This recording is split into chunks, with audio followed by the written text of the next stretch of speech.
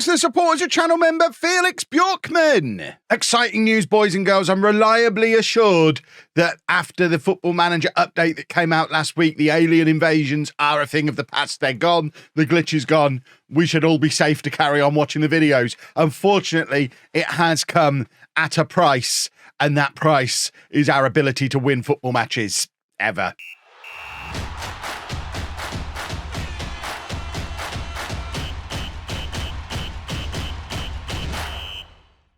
Hello and welcome to part 22 of Non-League to Legend. I'm Kevin. Coming up on today's episode, we have two games for you in League 2. We're at home against Newport and away against Forest Green. Since you were last with me, I've been sad. I've been what a run of games that has been. Even the one game that we won was a 94th minute penalty to win the match. But we've lost to Burton, narrowly beaten Cambridge, lost to Tranmere, lost to Doncaster, lost to Sheffield Wednesday in the pointless trophy that no one cares about. We have started to turn things around with a couple of draws, a 92nd minute equaliser against Bradford, taking it to 1-1 and then a 1-1 against Morecambe. But it has been a long time since we played well. The last time we actually looked good was against Harrogate, and yeah, not ideal. Fortunately, there's 3 automatic promotion spots in League 2, so even with that horrible run of form that we're in, we're by no means out of contention. We're 6 points off the top of the league, but only 3 points outside of third place and still well within a playoff spot. Obviously, if this run of form continues for much longer, then we'll start to fall down the table. But I will remind you all at this juncture, the media are expecting us to finish in the lower half. The board are expecting me to attempt to avoid relegation. So even if we end up finishing mid-table, it's not the end of the world.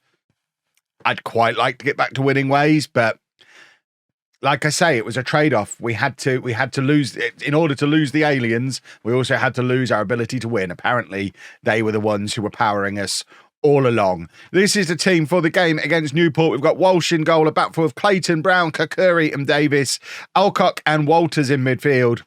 Camrich, Berry and Young supporting Kuyate up front, who, I mean, he's not scoring as many goals as I thought he would. I still enjoy his chaos, but I think we are very much lacking a proper Connor Evans style striker. Musa just seems to be a Camrich new gen. Leahy, again, not really a particularly dangerous striker at this level. We are struggling from not having an out-and-out centre forward. We're struggling for goals. We're still creating a decent amount of chances. We'll perhaps have a look at the XG table after this match. I did mean to show you it before, but now look at us. We're in the match. In fact, we can probably leave the match and we can show you the XG table. I haven't actually looked at it. I assume we'll be doing better in that than we are in reality. How do you do it? I can never remember. XG table. There we are. As I suspected, we are suffering from two things: lack of a proper striker and having a miniature goalkeeper. If we could sign how true is this for every football team ever? If we could sign a 30 goal a season striker and a 6'6" goalkeeper, I think we'd do much better than we are. Really, Kev? That's analysis for you. But yeah, I suspect they are the two things that are causing us the most problems. We're developing a lot of very similar players. We've got a lot of good centre-backs. We're struggling a little bit with full-backs. We've got a lot of inside forwards, but not really got any centre forwards. And even with these loans that have come in now, we've actually accumulated quite a lot of very similar defensive midfielders as well. So it means we can play our system quite well. As you can see, we can't apply finishes because we don't have somebody to do it. But also because of spending 3 years signing players to fit this system, we don't really have a plan B. There's not really anything else we can do because all of our players are signed specifically to fit into playing this style, this shape. So if it stops working, we are going to need probably a significant rebuild, which realistically, I'm probably not going to be here to be any part of because the clock is ticking on my contract. I have been offered another full-time deal by Tamworth, £550 a week. It's still not enough. I'm still turning it down. I'm not actively looking for new jobs, but I have made the decision unless I get, I mean, I'd even accept like £800-900 a week at this point, I think, to stay at Tamworth. But unless I'm getting an offer in that kind of range, I will be letting my contract expire at the end of the season and walking. So it's up to them. They've got the rest of the season to offer me some sensible money.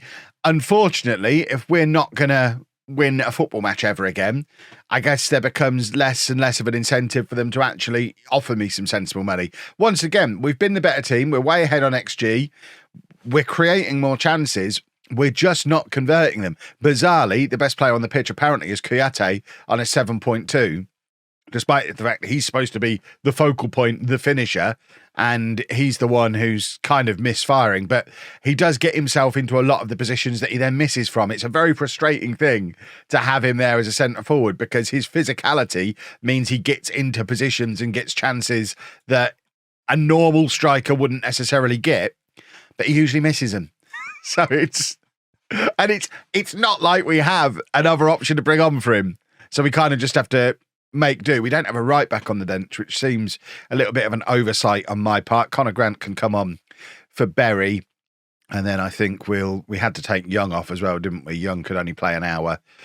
So he can come off and Leahy can come on that right-hand side as we hopefully find a breakthrough. What we haven't seen so far is the alien invasion. I haven't actually played a match in this save since the update came out. So I am promised that the update fixes the alien invasion problem that we were having.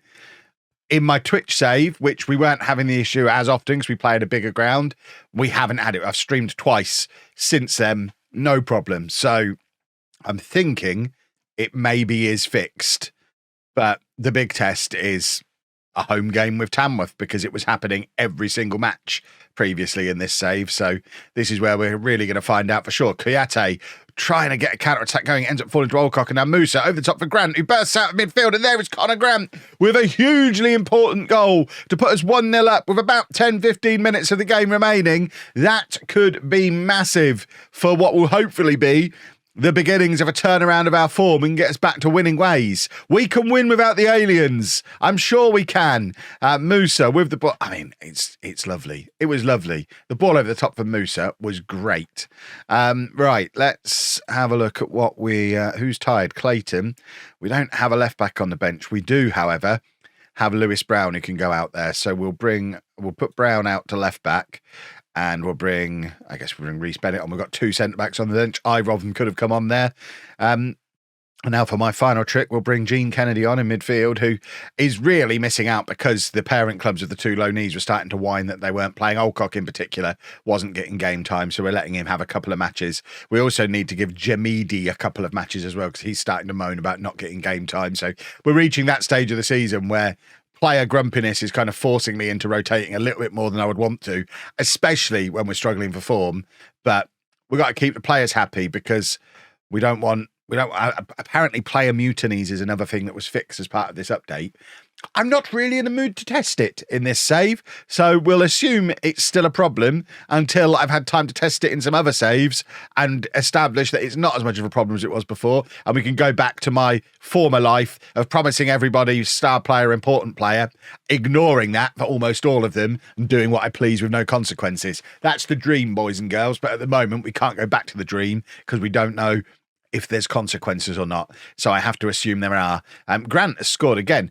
Bearing in mind, Adam Berry was our best player last year. Grant came in very much to be his backup. Grant's actually really pushing for a starting spot here because he is scoring the goals lately. He's got both the goals there to get us back to winning ways. Our first actual convincing win of any kind in a long, long time. And he also scored there. He scored there. He is taking the penalties, which helps, but he's scoring goals at a decent rate. 6 in all competitions from just 2 starts, and both those starts have come in the cup competitions. So maybe it's time we give him a league start, but it would be painful to drop Berry. I'll have a ponder. We didn't get the alien invasion though, which is a good thing, and we're back up into 3rd place, only 3 points off the top, which is another good thing. I love League 2. It seems that everyone can beat everybody else all the time. That's great. Right, I've chickened out of playing Grant because actually looking at average ratings over the season, Berry is still ahead of Grant. So I guess Berry is still very important to the way we play. We are bringing Kennedy back in, though. He can play alongside Alcock, so we keep giving game time to Alcock. I'm also giving Jamid a game because I promised him game time. And with Lewis Brown being promised he'll leave if we get a big offer and lots of clubs lurking, we need to have the next guy ready and not upset. So we're kind of rotating those we're kind of rotating the three of them, with Reece Bennett getting game time as well, because one of Jamidi and Bennett will have to step up and replace Brown when presumably he leaves in January, but we also have to keep Brown happy. It's very trying to rotate 4 centre-backs, very complicated, but we're off the back of a win. Hopefully, that's going to turn our form around and we can go here and pick up another win against Forest Green and pretend that that little blip never happened. I know there'll be people saying, Kev, it's your tactic not working after the update. I played all those games before the update, so these are the first games I'm playing after the update. So maybe the update has fixed the problem that had started to appear. That would be nice. But where are Tamworth in Tamworth? We're Tamworth. We're a Forest Green in the league. They are down in 12th place, so slightly tougher task than the one that we've just faced. I think our next game is against Barrow, so we've got a nice little run of matches against teams in the bottom half of the league at the moment. So it could just be that the reason we were struggling is because we had a run of matches against the better teams in the league, and that was what was causing us to not play very well, because we were playing against the better teams. Who knows? The other thing with the glitch going away, by the way, it does make me question whether I can be brave enough to turn my graphics settings back up to very high. Obviously, I play Football Manager on a NASA supercomputer. Adam Berry proving that I was right not to drop him, although he's offside. So he proves nothing. Grant would have stayed onside. But yeah, I play on a NASA supercomputer and had lowered my graphics settings to try and protect us against the aliens. But I wonder if I could maybe bump them back up to maximum again, because I don't know, this new fog that they brought in for FM24. Are we allowed to talk about the fog now? I've played 400 hours of FM24. Still not sure I'm happy about the fog. Let me know down in the comments how you're feeling about the fog in games like this, where you look at the far side of the pitch and the players just get a little bit foggy. I've been to 1,000 football matches in my life, and I could count on one hand the number of times that I've not been able to see the players the opposite side of the pitch clearly because of fog. It happens a lot in FM24. I'm not sure how I feel about it. Adam Berry justifying the selection, though. He tried to do it earlier but was offside, and now he stayed onside, and it's a lovely finish from him. Maybe we have to come up with a 2 attacking midfielder system. I mean, the real Football Manager tactics nerds are now screaming at me, Kev, go strikerless. Everything you've said in this episode is leaning towards strikerless. You're not enjoying your striker. Your striker can't score. You've got 2 attacking midfielders who are great and score for fun.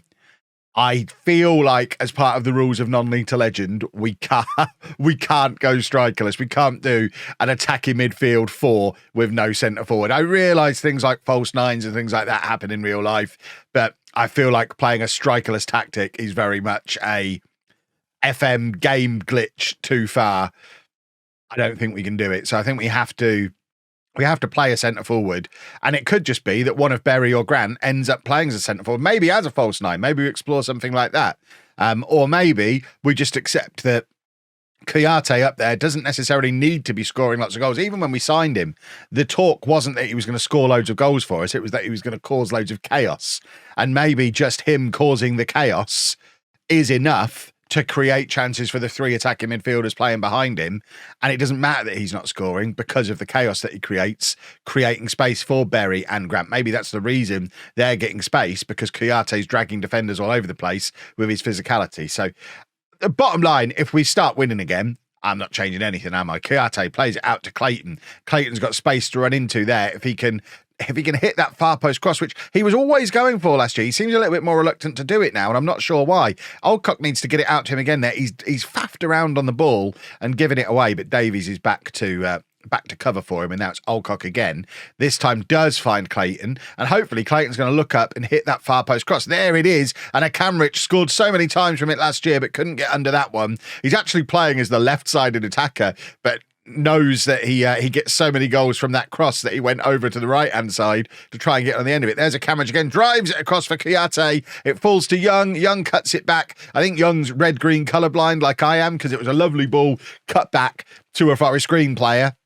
There was no Tamworth player anywhere near him, but I think in that situation, I probably would be struggling to tell these two teams apart. I certainly am in the match engine. I'm very much relying on the player names to identify if they're my boys or not. And it's all the way back with Walsh. I can pick his kit out, and he plays it forward to Young, and Young to Curry to Davies. I love the way we're just rotating our positions around, getting these little short passes. It's good football. We're playing good football again. Kennedy finds Davies in a huge amount of space. Davies had gone miles forward, and there is Yusufa Kamrich's reward, and I think that's been disallowed as well. That's 2 goals disallowed today.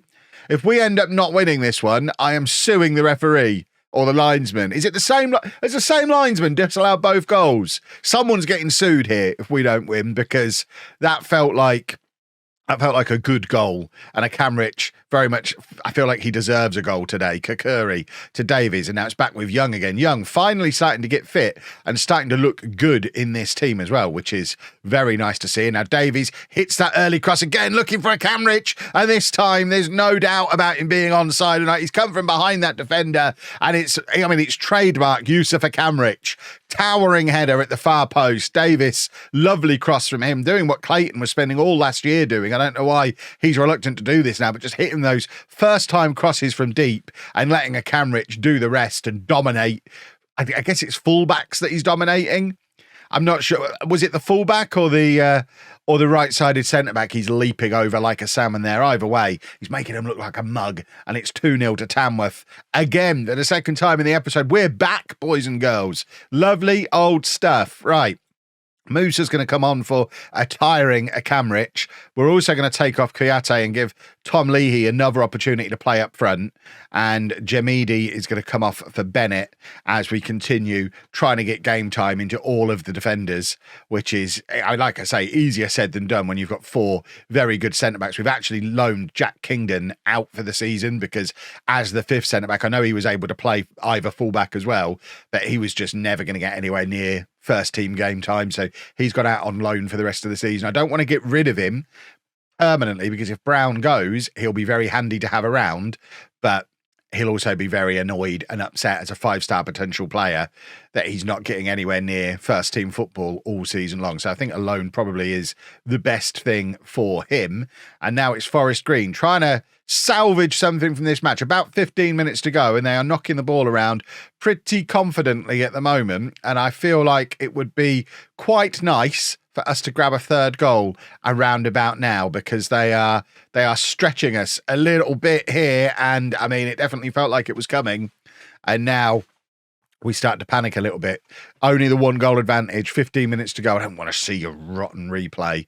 What I do want to do is just look at my my defenders who all seem to be getting tired. Kakuri can come off for Brown. That's an easy change to make. What's less easy is sorting the Reagan Clayton problem because we don't have a left back on the bench. We can take off Olcock and bring on Harry Brook though. And I think long term, Brook and Kennedy probably is my defensive midfield combination. Obviously, we brought those 2 guys in on loan before we decided to splurge the money on Kennedy. I don't know that we'd have bothered because we've got Antwi still around the club as well. So I think if we'd have had Kennedy, we probably wouldn't have signed the loanees, and that's so annoying. Ref, are you going to help us out here? There we go. I mean, they're disallowing goals for fun today, but I mean that should be our warning. Can we please go and grab a 3rd goal and just put this game to bed? Clayton getting in a crossing position again. This time does hit the cross. It's Leahy in the middle. Couldn't get under it. Clayton wallops it from range. I think he's actually hit the top of the crossbar there. That's absurd from Clayton. I think that was on his weak foot as well. If that had gone in, we make him captain and give him a significant pay rise because that would have been absolutely bonkers. As it is, we are, I mean, look at the match stats. Forest Green have had 2 shots on target. If they end up getting back into this after we've dominated them the way we've dominated them, I'll be an angry little bear. But fingers crossed, we are about to rubber stamp it. Clayton with the in-swinger. 8 minutes of time added on. This referee is very much against me, and I am not very happy about it at all. Berry, just stick it in the top corner. Somebody stick it in the top corner. Berry into the area. Young now. Young with the shot that's pushed around the post, I think, by the goalkeeper. We've got a corner from the other side. Brook to take. Cross comes in looking for Brown. Can't find him. Young looked very lively all game long, and he's won another corner. This is 3 in a row now. if we're just going to use up these final 8 minutes taking corners, that seems like a fairly sensible way to defend the final 8 minutes. 8 minutes is ridiculous. The final 8 minutes of the game. But Clayton with the in-swinger again to the far post. Brown is there. And it's a 4th corner in a row. There's got to be a goal coming here. And each one of these corners is taking about a minute, which is ideal. Clayton going to look to hit another in-swinger. Surely we're going to get some reward from this period of absolute set-piece dominance that we're attacking them with at the moment. And the goalkeeper just comes out and collects it relatively comfortably in the end, which is a little bit unfortunate. But now we've got a free kick on the edge of the area. Berry, just stick it there. Stick it there. Rubber stamp it. Let's all go and get on the bus. We don't need to play out these last 3 minutes of the match. That's where we want it. Oh, he tried to put it there as well. Goodness. This play that... Hang on. He was at left back earlier in the match, wasn't he? They've got their left back in goal. When did that happen? I'm especially confused because they've only made 4 substitutions and they have a keeper on the bench.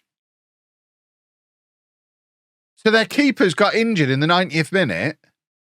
Why haven't they... I'm not going to question it. They must have substituted a substitute because they're down to 10 men and they have... I'm very confused. But they do have a left back in goal, which does make me a little less happy about the way he so comfortably collected that corner before. Goodness me. Right, we've made it through the match without the embarrassment of losing against a team that had a left back in goal. And we've had 2 matches there where there's been no alien invasion. So I think the glitch is finally done. Tell your friends, tell your family, they're safe to come back and watch the videos again. I know a few people were staying away while the glitch was in place. But there we have it. Back to winning ways. 3 points off the top of the league. We're heading for League 1, boys and girls. Should we have a little look in the job centre? Interesting. I mean, I wouldn't even have to move house for that one. It is surprising that no one's coming in for me. All 3 of those jobs, you'd be like, I'm pretty surprised. I am pretty surprised I've not been approached. I might have a think about that West Brom job. If you've enjoyed that, please make sure you leave a nice big thumbs up on there for me. Subscribe to the channel for daily Football Manager videos. And thank you very much for watching.